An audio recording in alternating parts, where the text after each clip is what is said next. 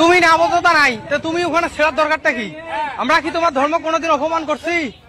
তোমার ধর্ম কি আমরা অবমাননা কোনোদিন? আপোনালোকে স্ক্ৰিনত যে ভিডিঅ'টো চালে, এই মহিলাজনীয়ে আৰবী পঢ়িব নাজানে কাৰণে এই কোৰাণ ছিঙি পেলাই আছে।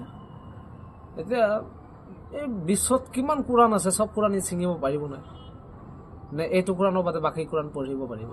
এনেকুৱা মূৰ্খ মহিলাক আপুনি কি বুলি ক'ব?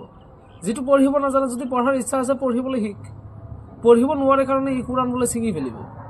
আচলতে এনেকুৱা ধৰণৰ মানুহে বিচাৰে যে সাম্প্ৰদায়িক এটা সংঘৰ্ষ হওক, অসম অশান্তি হওক, শান্তিত থকাটো নিবিচাৰে। আচলতে এনেকুৱা মহিলা মানুহক পালে মই ভাবোঁ গালত চৰিওৱা নহয়, গলত চেণ্ডেলৰ মালা পৰাই পালে জোতা মাৰি মাৰি পূৰা কি ক'ম আৰু, মহিলা মানুহক সন্মান কৰোঁ, একো নকওঁ দিয়া, কিন্তু ভাল হৈ যোৱা সময় আছে। ইমান লেতেৰা কাম কৰিব পৰা মহিলা মানুহজনক মহিলা বুলিও